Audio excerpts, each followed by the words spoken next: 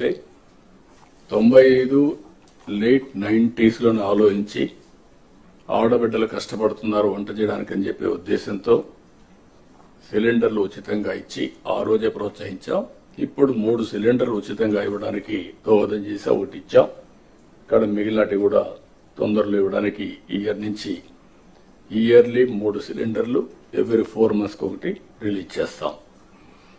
ఇంకో పక్క చెత్త పన్ను తీసేశాం. ల్యాండ్ టైటిలింగ్ యాక్ట్ రద్దు చేశాం.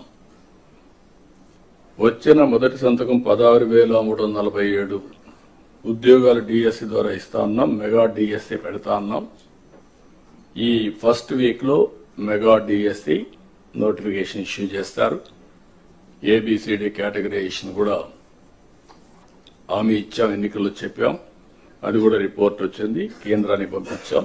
ఎస్సీ ఫైనాన్స్ కమిషన్ పంపించాం. ఆ రిపోర్ట్ వస్తానే అది కూడా యాక్ట్ చేసి ముందుకెళ్తాం.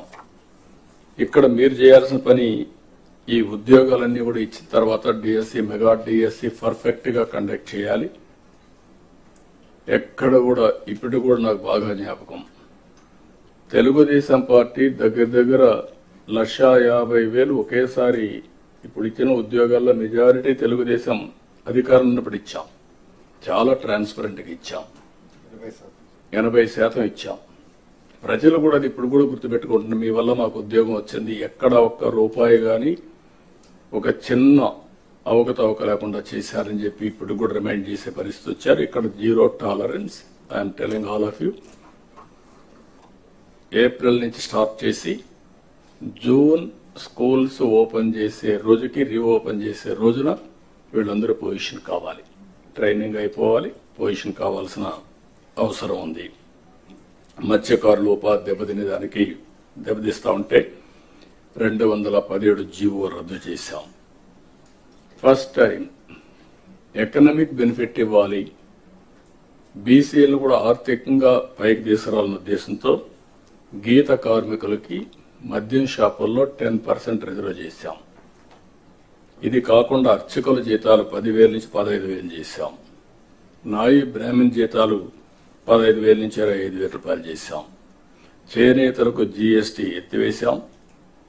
200 రూపాయలు హ్యాండ్లూమ్ కి, అదే మరిగా పవర్ లూమ్స్ కి 500 రూపాయలు పవర్ సబ్సిడీ కూడా ఇచ్చాం.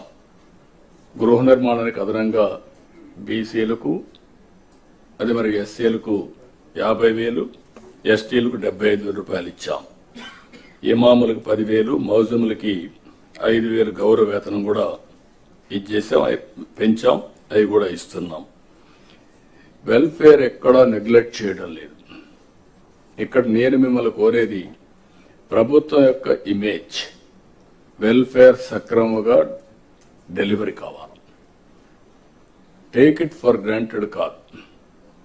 అందుకే అనునిత్యం ఏ వెల్ఫేర్ ప్రోగ్రాం వచ్చినా లాస్ట్ మైల్ కి కరెక్ట్ గా చేరతా ఉందా లేదా, చేరే విధానం కూడా ఏదో భిక్షగాళ్ళకి మారిగా ఏదో మీరు దానం చేసినట్టు బిహేవ్ చేస్తే కరెక్ట్ కాదు.